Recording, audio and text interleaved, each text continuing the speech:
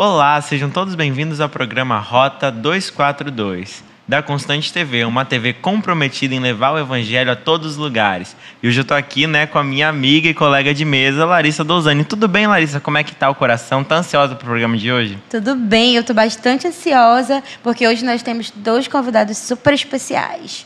O pastor Gabriel e a Érica, sua esposa. Eva. E aí, pessoal, tudo bom? Eu sou o pastor Gabriel, pastor aqui da Juventude, da Constante Jovem. Essa é minha esposa, Érica. Oi, gente, tudo bem? Muito bom poder estar aqui para a gente conversar um pouquinho hoje. Tenho certeza que vai ser muito bom esse bate-papo. Isso aí, gente, olha. Bom, eu acho que a gente pode começar com aquela pergunta de praxe, que é como foi a conversão de vocês, como é que surgiu o desejo dentro do coração de vocês de fazer o seminário? Como é que foi isso? Bom, eu me converti bem cedo. Eu cresci num lar cristão. Meus pais, eles sempre foram muito ativos dentro da igreja. Sim, então, desde quando eu me conheço por gente, ou nós estávamos em alguma casa com os meus pais discipulando alguém, ou tinha gente em casa, ou nós estávamos na igreja. Então a gente sempre foi muito ativo, mas eu lembro que quando eu entreguei minha vida de fato para Cristo, foi num culto de domingo, na igreja de Ribeirão Pires, igreja do pastor Piva, que foi a igreja que enviou meus pais ao interior de São Paulo. Então essa igreja, nós fomos visitar essa igreja e ali na pregação ele deu o apelo, ele fez o apelo. Eu levantei minha mão, a gente foi lá na frente. Eu lembro que foi eu e meu pai me acompanhando. E tinha um casal de namorados que estavam ali também. 2 irmãos da igreja foram acompanhar eles. Então é o que eu tenho mais nítido assim, foi dessa vez que eu entreguei a minha vida a Cristo.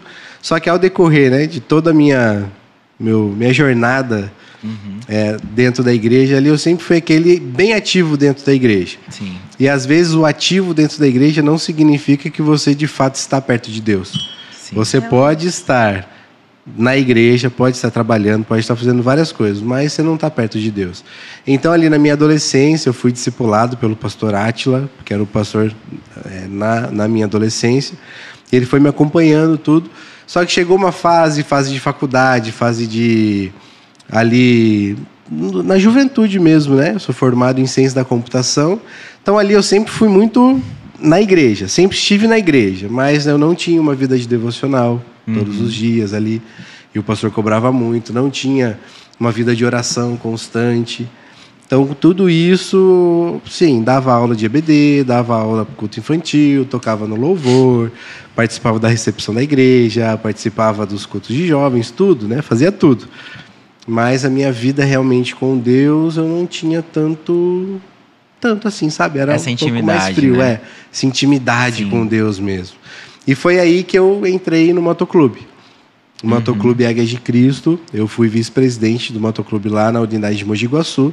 Hoje é um motoclube mundial, tem em vários lugares do mundo, E começou no Rio de Janeiro e se espalhou por todo o Brasil e pelo mundo. Então, ali em Mogi Guaçu, nós começamos aquela unidade. Um pastor era o presidente. E eu, ali novo, tinha o quê? Meus 24, 25 anos. Acho que um pouquinho, 24, 25 anos. Ali me dediquei até aquele motoclube. Eu que ensinava o pessoal a como andar na estrada, a direção defensiva, como que andava. O presidente, geralmente, ele puxa a fila de moto e eu ficava por último, cuidando de toda a proteção do motoclube. Então, ali eu me dediquei. Então, ali, a missão nossa ali naquele motoclube era evangelizar outros motociclistas em encontros de moto, em show de rock, e a gente ia para aquela bagunça lá e evangelizar. Então, ali eu achava que, de fato, eu estava mais próximo de Deus. Ali eu comecei quase a conhecer uma menina também, uma moça que eu quase me relacionei.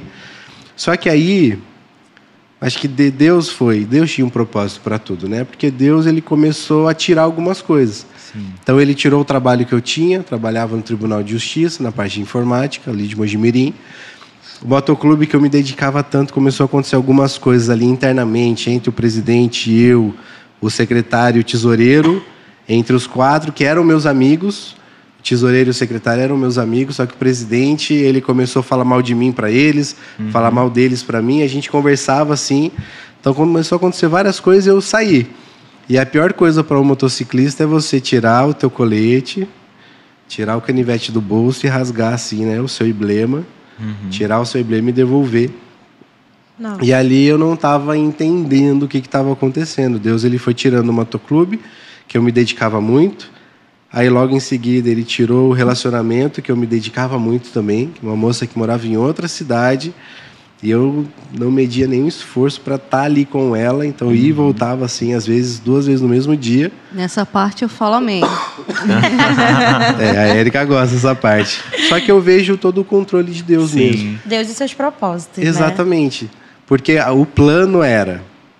Eu, o secretário e o tesoureiro, nós íamos sair da unidade de Mogi Guaçu, ia fundar uma nova unidade do Águias de Cristo em São João da Boa Vista, que eram 60 quilômetros dali, onde essa menina morava, e ali eu ia estabelecer, ia trabalhar ali, ia casar com ela, ia ficar ali, e liderando o motoclube ali. Eu como presidente, o secretário ou o tesoureiro como vice-presidente, e a gente ia formar o motoclube ali. Só que Deus ele foi cortando. Então, Deus disse, esses não são os meus planos, né? Exatamente. Pois é, e a gente vê, né? Hoje o senhor está aqui com uma família linda, casado com a tia Érica, tem um filho, né? O Andrezinho lá, que é a alegria da nossa juventude, né? Tá sempre lá participando dos cultos e Deus sabe realmente, né, o que ele faz. Exatamente. Quais são os propósitos. Então, hoje, quando eu olho para trás, eu vejo isso. Eu consigo enxergar. Mas quando você está passando por aquilo... Então, tinha vez que eu chegava ali no meu quarto, que eu já contei isso nos jovens, né, nos adolescentes. Me sentava ali no chão, mal pra caramba, colocava a cadeira na minha frente, assim, fingia que Deus estava sentado ali. Para mim, ele de fato estava, e eu começava a chorar na frente dele, me perguntando, Deus, por que está acontecendo tudo isso? Sim. Porque algo que eu amava, algo que eu amo, que eu me dedico, foi o motoclube, o Senhor tirou, o Senhor me desligou. Algo que eu amei muito também, que foi aquela menina... Você também não permitiu que fosse para frente.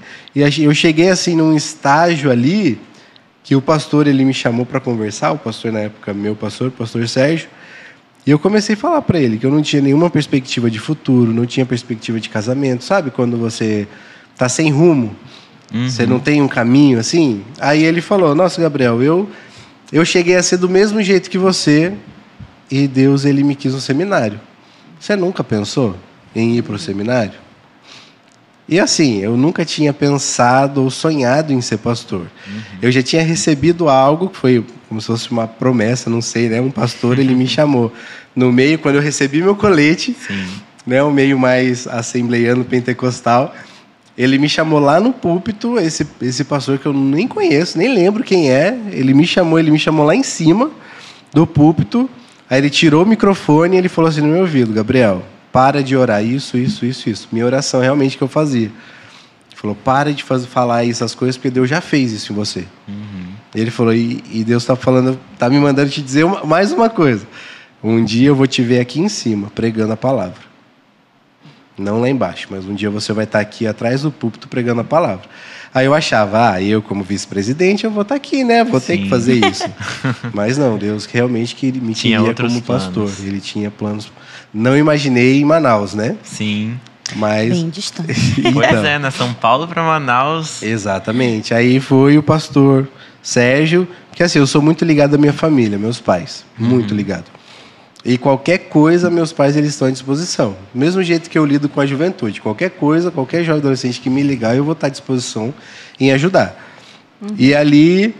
O pastor Sérgio ele falou, Gabriel, eu quero que você vá para o seminário, eu vou conversar com seus pais, vamos ver se eles autorizam, mas eu não quero te mandar aqui para Atibaia, que é o Palavra da Vida lá em Atibaia. Sim. Eu não quero te mandar para cá, porque ali é 1 hora, 40 minutos da minha casa. Então, qualquer dor de barriga que eu teria, meus pais já estariam ali me acudindo. Aí ele falou, eu quero te mandar lá para o Pará. Palavra da Vida, lá no Palavra da Vida Norte, lá no Pará, que eles já tinham conhecido, meu pai já tinha conhecido também. Porque ali você vai crescer e amadurecer como homem, sem ter os seus pais ali toda hora no teu pé. Sim. Aí imagina, né, a mentalidade de um jovem de São Paulo vir para o Pará, região norte, assim.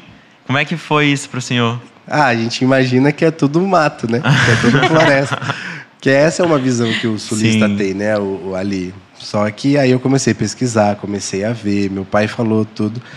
Então, assim, eu me entreguei mesmo. Falei, Deus, eis-me aqui. Onde o Senhor quiser, eu vou estar.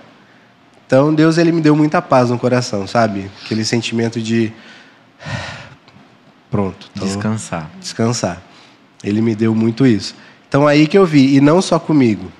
Tanto na conversa com os meus pais, principalmente a minha mãe, que ela é mais grudada em mim. Então, hoje você vê, minha mãe, ela pula em cima de mim, me morde, me faz, brinca comigo, até hoje. Eu, com 33 anos, até hoje ela faz isso. Do mesmo jeito que eu brinco com o André. Então, só que ela, quando meu pai foi conversar com ela, ela também disse que sentiu uma grande paz. E depois, mais pra frente, quando eu já estava no seminário, ela me contou que há uns 2 ou 3, um mês antes da gente pensar em tudo isso, ela estava fazendo o devocional dela e Deus falou com ela, dizendo, poxa, seria tão bom se o Gabriel fosse pro seminário e realmente se dedicasse a Deus. Então, Deus já estava preparando o coração dela para isso. Sim. Então, assim, ter o filho longe, lógico, dói, né? Dói a gente estar longe de quem a gente ama, dos nossos amigos, da nossa família. Só que quando a gente está sempre no centro da vontade de Deus, cumprindo aquilo que Ele tem para nós, isso é o melhor lugar que a gente pode estar, né? Sim. O descanso, a paz que a gente tem é algo fantástico. E lá eu conheci a Dona Érica. Agora a Érica vai falar um pouco dela, né? Olha, eu queria dizer naquela hora que você estava falando, né, sobre a parte de Deus me tirou tudo, inclusive uma pessoa que estava olhando. Eu lembrei da palavra do Senhor, né, que o homem pode fazer os seus planos, mas a resposta certa vem do Senhor, viu? Exatamente. Então era certo, né, que Deus ia mandar uma manauara para sua vida. E pior, quando eu falei, não, gente, eu tô indo pro seminário e tudo mais, né? Aí foi bem antes do carnaval, foi naquela época que eu fui dar testemunho. Antes eu tinha pavor de microfone. Aí quando eu fui testemunhar, vi que Deus estava direcionando tudo. Um amigo meu chegou, o Rodrigo. Ele chegou, Gabriel, você não vai voltar mais para cá. Você vai casar com uma amazonense e vai ficar por lá, você vai ver. Olha essa palavra profética. No seminário só tinha 2 amazonenses, que era a Érica e mais uma. E acabei, deu trabalho, viu? Deu trabalho. Não, calma, que vocês vão já eu contar. acho. Ansioso pra falar. Pois é, eu acho que a tia Érica já tem que falar aí pra gente, que eu já tô aqui, ó. Essa história tá... Mas fala da conversão primeiro. Verdade. Então, gente, eu acredito assim que eu já nasci, na verdade, num lar cristão, né? E eu entendo que quando criança eu entreguei o coração a Cristo, mas eu compreendi mesmo a essência do Evangelho, o que era a cruz, o que é o sacrifício de Jesus, o que Ele poderia fazer na minha vida, né, na parte da adolescência, que foi o ponto mais crucial na minha vida. Outro dia a gente pode conversar sobre isso. Mas foi um ponto que a minha família, né, teve Deus levar o meu irmão. Então, nesse momento, eu realmente me vi em um abismo, né, onde eu não estava mais sentindo a presença do Senhor e tomei várias outras escolhas. Em meio a essas escolhas ruins, eu me vi em uma certa tarde, numa parada de ônibus, né, Deus tocou no meu coração e falou para mim, você é minha, você pertence a mim, né? Então, naquele mesmo dia, né, eu realmente entendi a quem eu pertencia, a quem eu servia. E tudo que o abismo que eu estava sentindo, a não presença de Deus que eu estava sentindo, foi tudo transformado. Eu realmente entendi que o Senhor tinha planos maravilhosos para mim.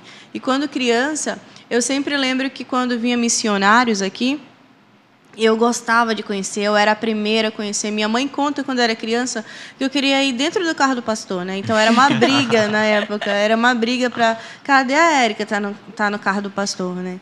Então, quando vinham missionários aqui para a igreja, eu sempre admirava, ficava assim, nossa, que fantástico, eu quero poder, né, um dia ser uma missionária. Eu falava para minha mãe, eu vou ser missionária. Mãe, vou ser missionária, desde quando criança. Mas a minha conversão mesmo se deu nessa fase da adolescência para a juventude, nesse ponto crucial da minha vida, que eu acredito que é um ponto crucial para o adolescente e para o jovem, né? Em mudanças, incertezas, dúvidas, certezas, onde que há verdadeiramente a confirmação da presença de Cristo e de quem Ele era na minha vida, quem Deus era na minha vida. Então, a partir disso, quando eu entendi o propósito do Senhor na minha vida, eu comecei a buscar mais ao Senhor. Comecei a devorar a Bíblia. Comecei a realmente devorar no sentido de... Eu riscava a minha Bíblia e eu falava, isso aqui é para mim, Deus falou para mim, isso é muito bom. Então, isso era muito bom do que eu estava vivendo naquele tempo. Cheguei com o pastor da minha igreja, falei tudo o que havia acontecido. Na época era o pastor Marco, que estava aqui, Marco Benício. Né? Assim também conversei com o pastor Jorge, na época. E eu comecei a falar, eu preciso trabalhar, preciso me envolver. O que está precisando? Eu ajudo, eu quero. Pastor, tem uma viagem missionária, posso ir? Pastor, tem alguma coisa que eu possa fazer aqui? Vai ter viagem missionária aqui na igreja? Eu quero participar. Então, eu fui começando a me dedicar mais na obra do Senhor, né? E teve um tempo que eu queria muito já servir, ir embora para São Paulo e queria servir na... Como é que era o nome? Na missão Jesus Transforma. Acho que eu não vou lembrar. Na Cracolândia, né? No projeto que a Junta tem. Queria muito trabalhar ali. E aí o pastor falou, não, você deve se dedicar mais aqui. Segura um pouquinho aí, você vai ter que se dedicar mais aqui. Quer servir em tudo, né? Queria servir em tudo. E assim eu fui crescendo, entendendo que realmente Deus tinha uma missão maravilhosa na minha vida. Isso é muito importante, né, gente? Ela falou aí de devorar a Bíblia. Eu acho que pra gente saber, né, primeiramente, o que Deus quer pra nossa vida, a gente tem que começar a ter esse relacionamento, ter esse contato, né, sempre. Os devocionais, o pastor sempre fala aqui, né, que todo dia é importante, a primeira coisa que você faz no dia é sempre importante, você ter esse contato diariamente, né? Que o seu devocional é aquele seu momento com Deus. Sim. Que você vai orar, você vai conversar, você vai chorar, você vai se descabelar, porque às vezes o dia está tão pesado, né? Que é aquele momento que a gente tira para ter o refrigério. Sim. E o interessante é que quanto mais perto de Deus a gente está, mais sensível a gente está à sua palavra e à sua vontade. Com certeza. Então, quando a gente está ali... Foi nisso que eu cheguei ali, quando eu estava no fundo do poço, falando com ele ali, ele sentado na cadeira, eu falando com ele. Foi ali na mais intimidade que eu estive com ele mesmo. Foi e que é sempre bom, né, pastor, ter essa intimidade com Deus. Isso. O nosso papo aqui tá muito legal, tá muito abençoado, mas a gente vai ter que dar uma pausinha e daqui a pouco a gente volta com vocês aqui no Rota 242, gente. Isso mesmo. Bom, gente, a gente está de volta aqui, né, com essa entrevista que está sendo, olha, muito boa, eu tô gostando muito. É muito bom conhecer a história de vocês, né? Como vocês se conheceram até chegar aqui hoje, sendo bem bacana. E a gente queria fazer uma outra pergunta aqui, como é que vocês se conheceram, né? Porque a gente falou como é que vocês tiveram esse chamado de ir pro seminário, como é que foi isso para vocês, mas como é que vocês se conheceram lá dentro, né? Como vocês se conheceram no seminário, né? Sim, nos conhecemos no seminário, eu estava no primeiro ano, chegando, e a Erika já estava no segundo ano. Mas conta como foi seu chamado também, amor. Como você chegou lá no seminário, no Palavra da Vida. Realmente. Você não falou, né, do chamado seu? Eu acabei esquecendo. Então, após a faculdade, eu já tinha certeza do que eu queria, né? Então, eu já tinha falado com a igreja e tudo mais. E, a princípio, quando eu vi o valor lá do seminário, que eu interessei, inclusive, quem fez o seminário também do Palavra da Vida... Olha o mexão que estou fazendo. Mas quem fez esse seminário foi o pastor Eduardo, daquela igreja, foi o pastor Marco. Eles que me indicaram o seminário a princípio, né? E eu já tinha certeza do que eu queria. Então, eu cheguei com os meus pais, né? E falei, pai, mãe, eu tenho certeza da minha vocação, eu quero realmente servir ao Senhor e fazer o seminário para ajudar a melhorar mais ainda, né? A potencializar o chamado que o Senhor me deu.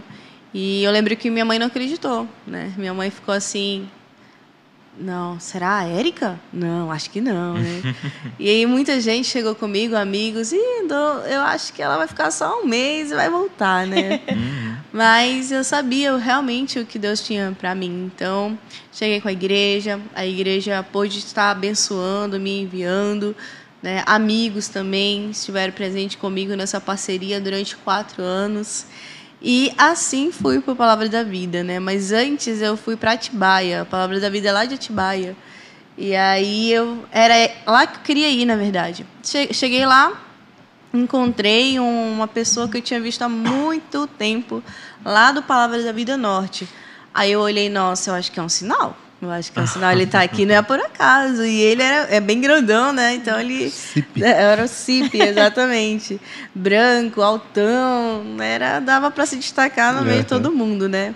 E aí eu tentava, não, senhor, não é isso não. Aí eu corria para um lado, lá estava o Cipe. Aí eu falei, não, eu entendi, eu tenho que conversar com ele, né? E aí foi ali. Eu fui visitar um seminário, né, do Palavra da Vida, em São Paulo. Mas eu entendi que o Senhor estava me chamando para o seminário do Palavra da Vida Norte. E iniciei lá em 2015, foi quando eu comecei o ministério, né? Foi quando eu comecei o seminário ali no Palavra da Vida Norte. Mais um mexão. Foi lá, né, que vocês se Foi lá que ela olhou para mim, se apaixonou e ficou correndo atrás de mim o tempo todo. Claro. Foi assim mesmo, tia? Agora já pode contar a história verdadeira, Pronto, né? agora eu conto. Conta você ou eu? Pode começar, daí eu vou te ajudando. Não, é que assim, quando chegando lá, a Érica, ela perguntou de mim pro líder do meu quarto, que lá nós somos divididos em quartos. Cada quarto são 4 pessoas. Aí tem o líder do quarto e os outros 3 liderados. Aí o meu líder de quarto, ele chegou para mim e falou, Gabriel, não queria te falar nada não, mas a Érica da minha turma perguntou de você lá pra mim. Abre parênteses aí. Aproveitar aquele... Então, mas na verdade, por que eu perguntei desse amigo em comum nosso, né?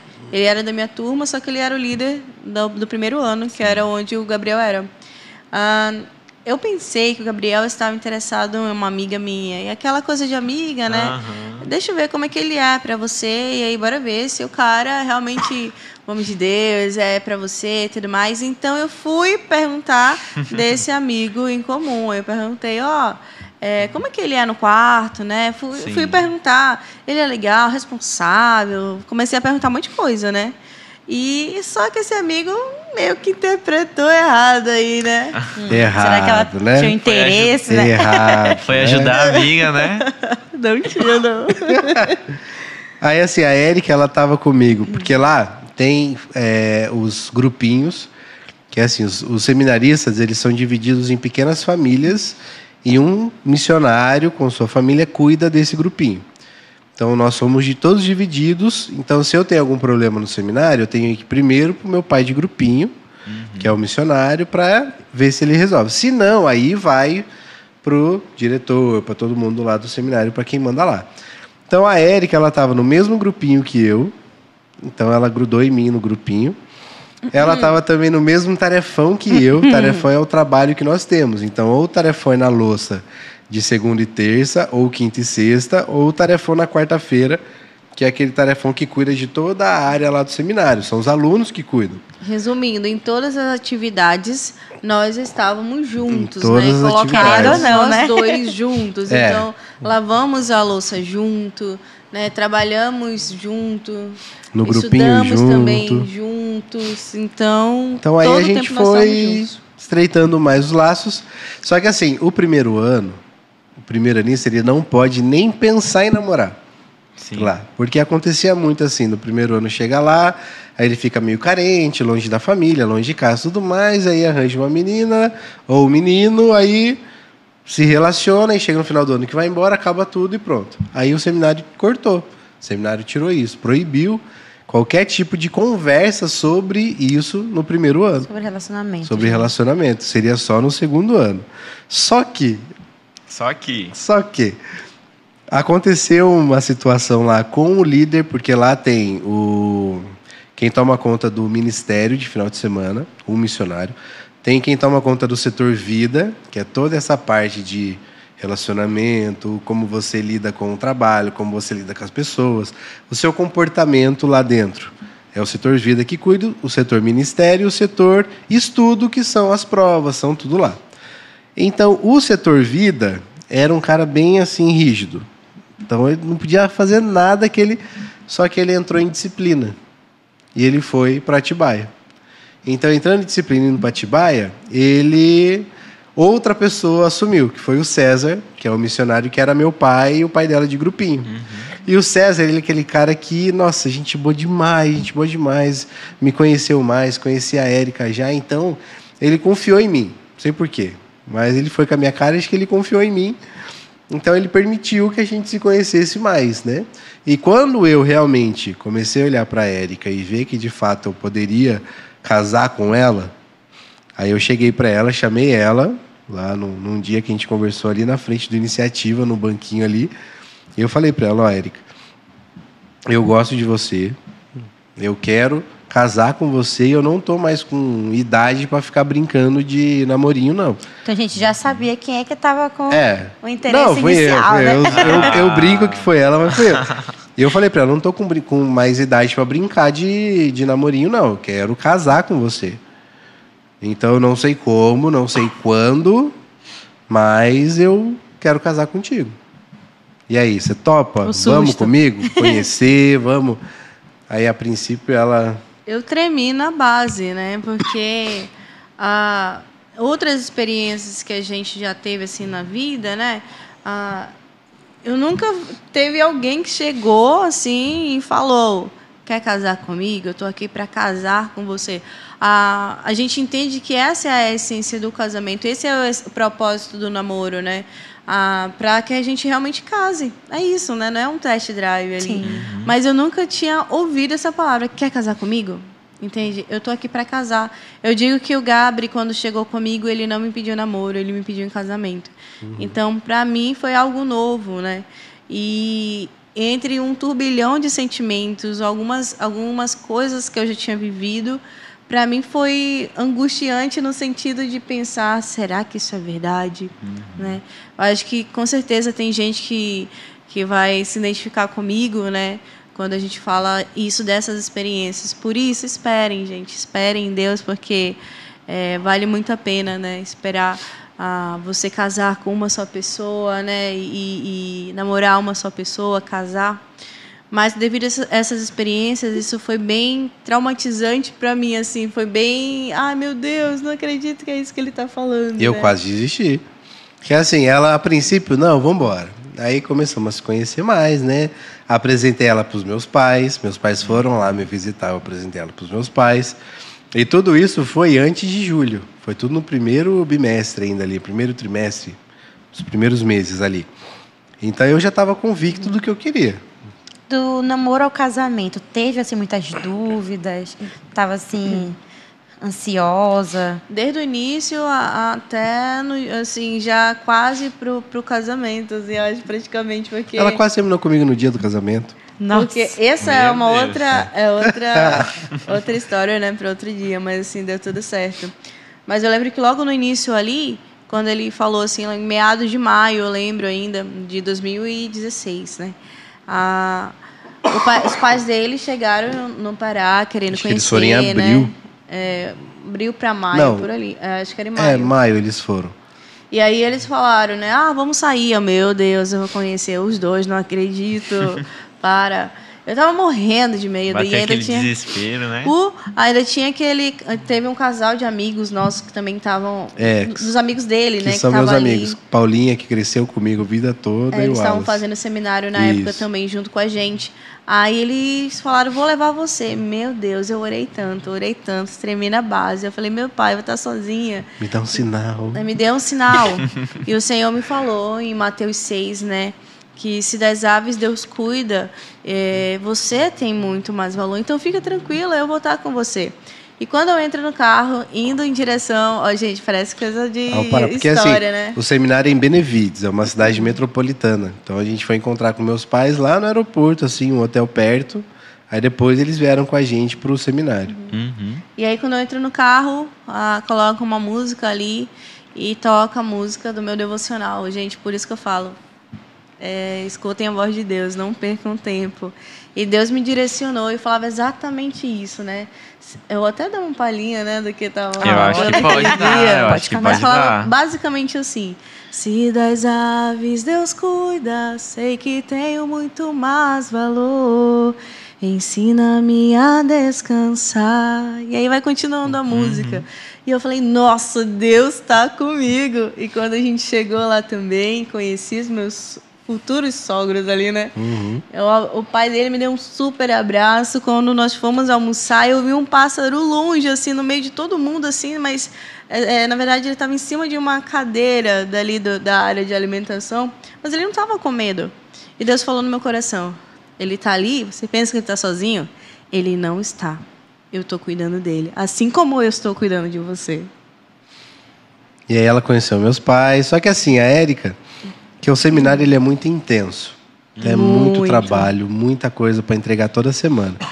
Então ela vinha em altos e baixos comigo. Então tinha semana, nossa, que ela me tratava bem, a gente conversava tudo. Tinha semana que ela não olhava na minha cara. Aí eu ficava assim, e aí, né, a gente não tá... Né? Só que nisso eu já estava em contato com os pais dela aqui. Eu já estava conversando com a Silene, já estava conversando com o Amaral, nesse meio termo. Aí em julho foi as férias, né? Teve o acampamento, eu fui para minha cidade, ela foi para dela.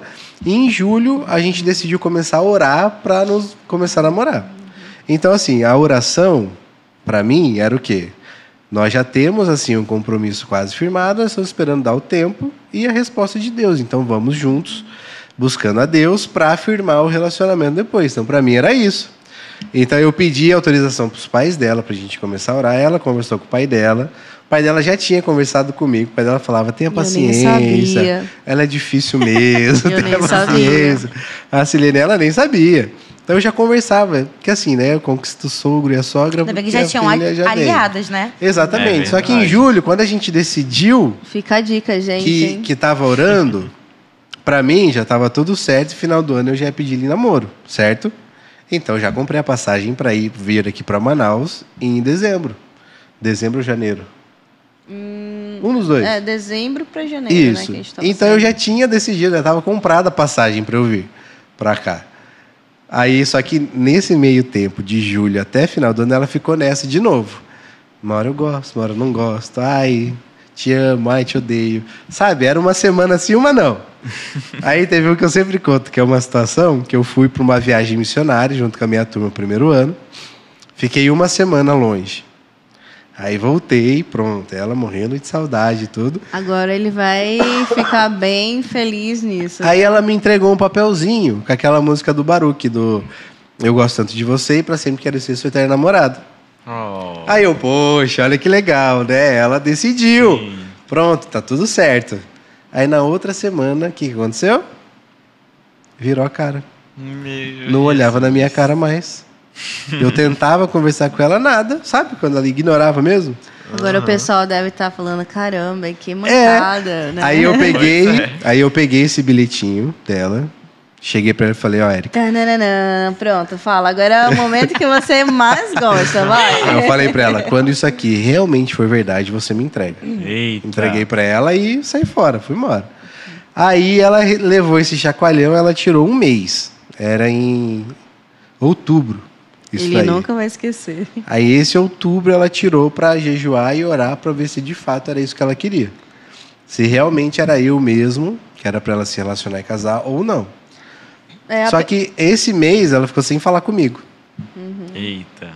Ela falou pra mim, ó, então vamos ficar afastados, separados, pra realmente ver se é isso mesmo que eu quero. Beleza, tá bom. Querendo ou não, né? Essa questão de não ter a decisão de um dia sim, um dia não, uma semana eu estou bem, outra semana não, isso é reflexo de talvez possíveis antigos relacionamentos, né? Sim. Que não deram certo e, querendo ou não, isso fica na gente, né? Com certeza. Isso é conversa para outro dia sobre namoro, sobre casamento. É marcas que a gente vai levando, né? Marcas. Eu tive um relacionamento antes da Érica. E eu fui assombrada, né? Por tantos... tudo que aconteceu, assim, que não foi positivo, né? Mas quando eu estava ali perto dele, algo na minha mente sempre falava, isso não é verdade, né? Não é porque a gente está dentro de um seminário que essas coisas não acontecem, né? Então, esses fantasmas do passado também voltam, mas a diferença é o que você faz, qual é o teu posicionamento em relação a isso. Porque a gente precisa realmente confiar que é o Senhor que está cuidando de tudo. Então, por isso eu tirei, né? Levei esse chacoalhão, aí tirei esse tempo de jejum e oração. Eu penso que tudo na nossa vida, grandes decisões precisam disso. E sem realmente contato nenhum com ele. E tinha um dia que eu queria falar, mas eu falava assim, não posso, Senhor, me ajuda. Me segura, Deus, porque... Mas que tudo era muito intenso, como a gente falou. E eu imagino o pastor Gabriel entregando de volta o bilhetinho assim. Não, eu tava bravo. Eu tava bravo, gente. Que isso? Pô, me entregou decidido, um bilhetinho, né? Falando que... Ai, pra sempre quero ser seu eterno namorado, e vira a cara pra mim depois? Não, eu fiquei bravo. Que eterna namorada é essa, né? E a gente vai ficar sabendo mais dessa história no nosso próximo bloco, porque a gente vai ter que dar essa pausinha, gente. Mas aguenta aí que a gente já tá voltando, tá? Até mais. Isso mesmo.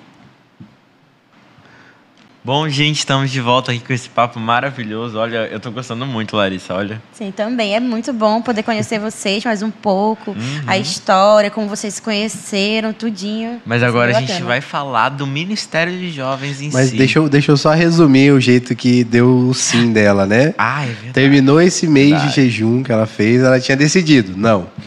Ela decidiu que não queria nada comigo. Só que aí no dia que ela acordou e decidiu não, a mãe dela ligou para ela. Falou, filha, não sei o que você está passando, não sei o que você está decidindo aí. Ela realmente não sabia de nada. Ela falou, mas Deus tem me incomodado aqui, pensa melhor na sua decisão. Decide melhor. Aí ela pensou mais um pouquinho e ela decidiu sim. Aí namoramos, né? Namoramos esse primeiro ano, agora no finalzinho do ano. Começamos a namorar no final do ano que eu vim. Conversei com o pastor Eduardo, pedi ele namoro para os pais dela.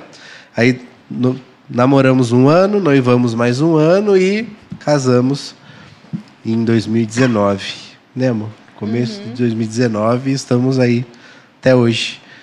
E o pastor Jorge nos chamou para estar aqui no ministério. Atuando aqui no Ministério de Jovens. Na Constante Jovem. Pois é. Nosso sonho era trazer acampamento para cá. O Ministério de Acampamento. Nós íamos trabalhar lá no PV Sul, no Ministério de Acampamento. Só que a gente apresentou o projeto aqui para o pastor Jorge, Max. Aí ele falou, não é isso que a gente precisa aqui. Eu preciso de um pastor que cuide da juventude. Entendi. E aí eu e a Érica, a gente orou, a gente pensou e realmente a gente viu que Deus estava nos direcionando para cá. E viemos para assumir a Constante Jovem aqui em 2019. Isso já fala muito como Deus falou no seu coração sobre como seria o senhor trabalhando nesse ministério, né? Tipo assim, direcionamento. Isso. Eu e a Érica, a gente trabalhou lá nos finais de semana, lá no seminário, a gente trabalhou na PIB Castanhal, na primeira igreja batista de Castanhal, com a juventude também. Eu, Eli, mais um seminarista, o Anderson. E aí, quando viemos para cá, o nosso ministério sempre foi muito relacional. Então, a gente gosta de ter o pessoal dentro de casa, gosta de trazer o pessoal para perto, gosta de estar junto, gosta de jogar, assim, vida na vida, sabe? Mostrar realmente quem nós somos e acompanhando, assim, dentro disso. Então, o pastor, ele sempre me cobra muito visita, gabinete, assim, aquele de 1 e 1 hora, sabe? Só que às vezes tem jovem adolescente que a gente conversa que vai 3, 4 horas e ele ainda tá abrindo o coração e a gente faz alguma coisa para distrair ele, para, sabe? É diferente a forma que eu lido com cada jovem adolescente. Bom, o que vocês acham que são as necessidades dos jovens nos dias de hoje? Porque a gente está vivendo num mundo, né, que está totalmente corrompido. O que vocês acham, assim, como líderes de jovens? Quais são as necessidades? Como é que o ministério ele ajuda na família desses jovens? Como é que é essa ação? Cara, eu acho que jovem e adolescente hoje precisa de um alvo de vida. Precisa de um sentido na vida. E a gente sabe que o único sentido da nossa vida é Cristo, né?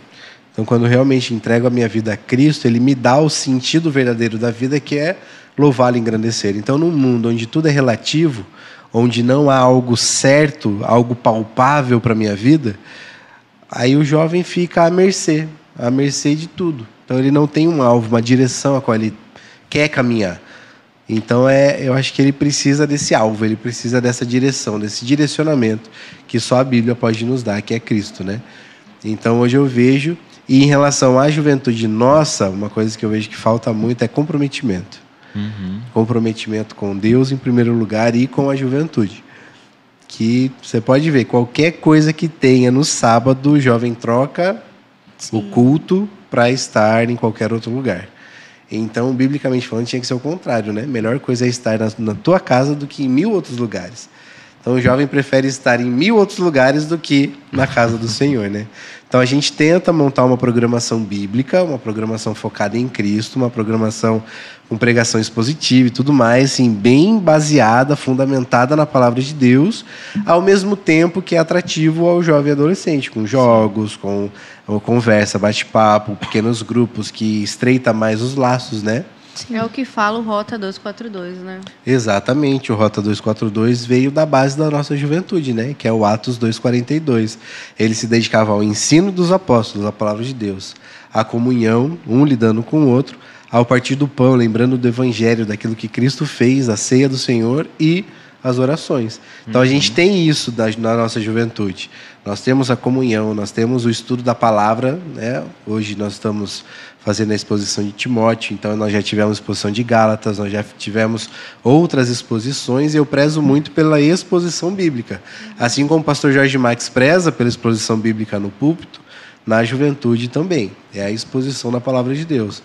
E conhecendo essa verdade, é assim que nós seremos libertos. E nessa questão familiar, gente, como é que vocês acham que um jovem, por exemplo, que não é de uma família cristã, que frequenta, tem essa vida realmente dedicada a Jesus, consegue mudar, assim, refletir isso dentro do núcleo familiar dele?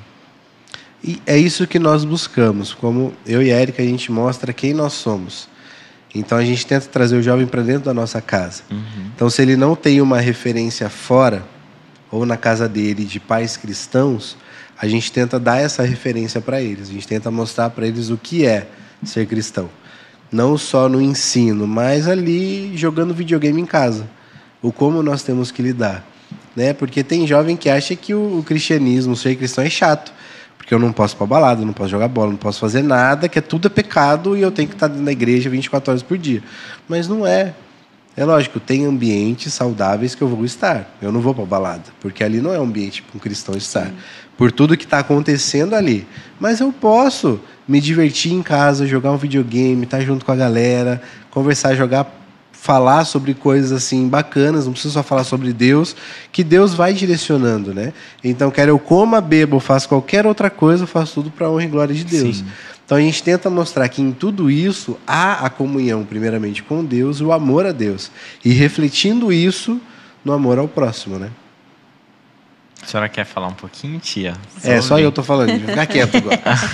Mas é exatamente isso que ele está falando, né? Que na Constante Jovem a gente tem a oportunidade, né, de chamar outros casais que são referências para eles. Né? Aos sábados acontece o discipulado, né, com um grupinho. Depois do que a mensagem já foi feita, realizada, tem a parte da aplicação. E isso tem sido muito importante na vida deles, né? Porque imagina, veja bem, só eu e o Gabriel a gente não iria dar conta, né? Mas a gente tem essas outras pessoas, inclusive a Larissa é uma das, né? Você já começou também, né? Ou não? Tá. Daqui a pouco assume o pequeno grupo. Daqui a pouco o Gui vai estar somando aí com a gente. Então, esses casais que hoje estão são referências para eles, né? Então, se ele não é cristão, ele passa a ter uma referência também, né, de um casal que serve a Deus, um casal que é temente ao Senhor. E isso é fundamental para a vida deles. Exatamente. Desde quando a gente chegou em 2019, né, amor? A gente sempre teve essa visão de que o mais velho tem que ser referência para o mais novo. O que é bíblico, né? Exatamente. Então a gente batia na tecla com os jovens mais velhos para eles estarem junto com a gente, nos ajudando para lidar com os jovens mais novos e os adolescentes. Então um sendo referência para o outro. Então da mesma forma que a gente investe na vida dos mais velhos, a gente quer que esses mais velhos invistam na vida dos menores e mostre aquilo que a gente faz com eles, eles fazem com os outros também, né? Repassa esse ensinamento. E o que tem acontecido é que Deus ia, né, como fala as escrituras lá em Timóteo, Deus ia acrescentando, né, ali no meio. E o que tem acontecido aqui, né? Deus tem acrescentado vidas que têm chegado.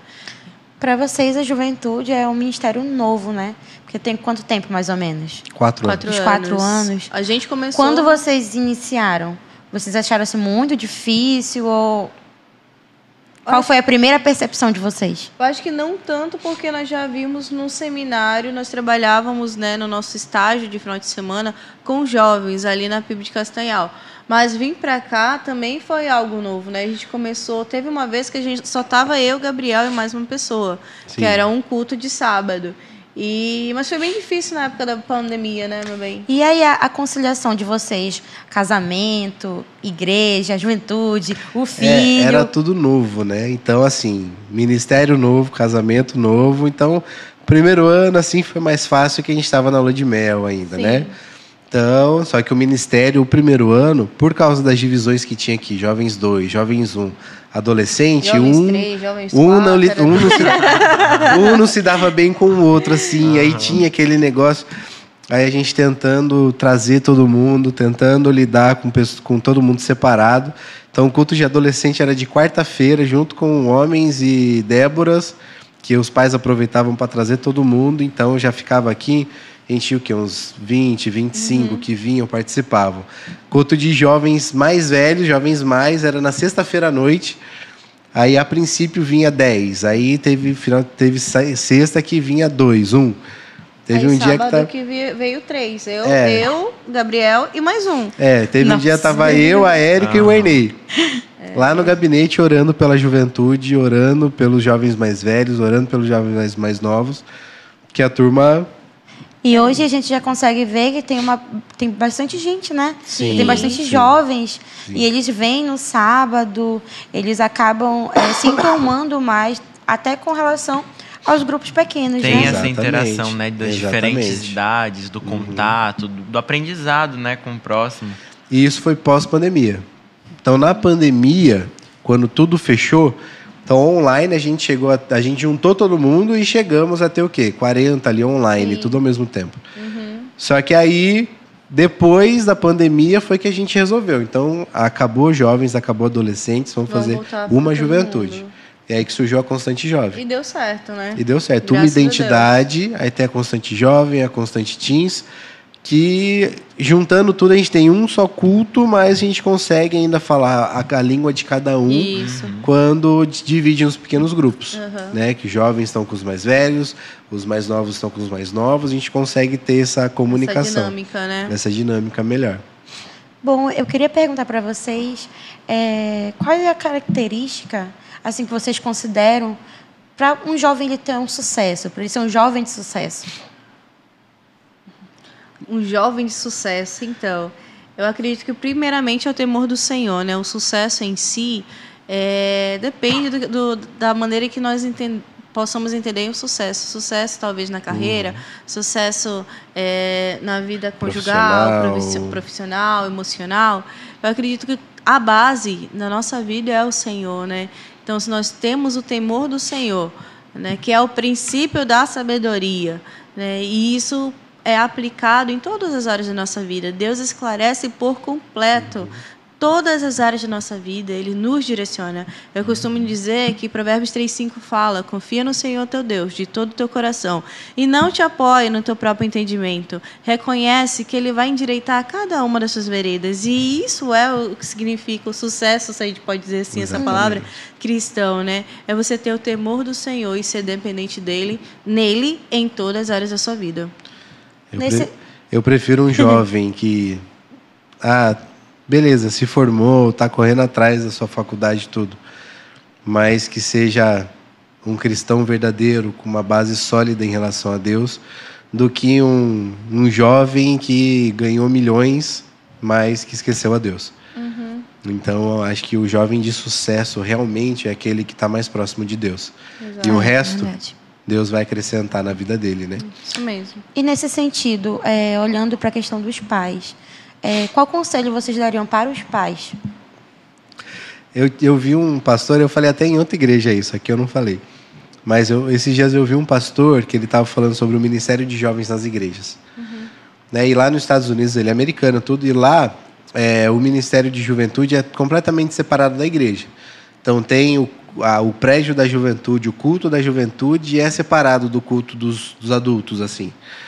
Aí ele falou que hoje nós só temos o Ministério de Juventude porque os pais não têm cumprido o seu papel de discipular e cuidar dos seus filhos como deveria. Então, precisa terceirizar isso através do pastor de jovens e adolescentes.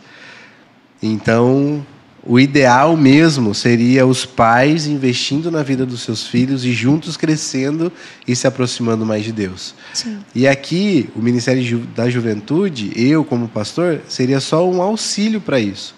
Um local onde o jovem vai ter o tempo dele e tudo, mas a referência que ele tem maior é em relação àqueles que estão os discipulando, que é dentro de casa, né? Então, aqueles que não têm, aí sim está perto de mim, aí sim está crescendo junto comigo. Mas aqueles que têm, os pais precisam ser ativos na vida dos seus filhos, espiritualmente falando.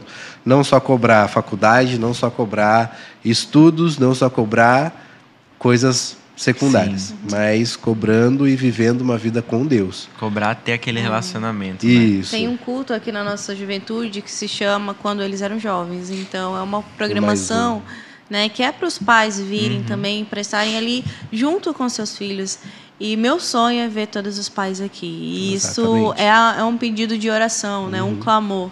Venham aqui conosco para todos estarmos juntos e ver como o Senhor opera de maneira maravilhosa. Saibam de verdade que o teu filho também está esperando você aqui.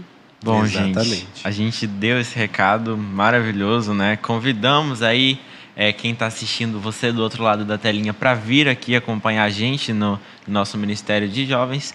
E já que nós estamos finalizando o nosso podcast, eu queria pedir uma frasezinha só que vocês acham assim para ficar de última, assim, para o pessoal ficar com aquilo na cabeça. Uma frasezinha só. Eu vou separar em duas. Para os pais e para os jovens. Pode ser. Pais, não percam tempo. Invista hoje na vida do seu filho. Não permita que ele vá para outro lugar a não ser a igreja de sábado. Insista com ele de estar aqui junto com os santos, buscando, louvando e engrandecendo o nome de Deus. Que é tanta coisa que aparece, tantos aniversários que os próprios pais fazem no mesmo horário do culto dos jovens.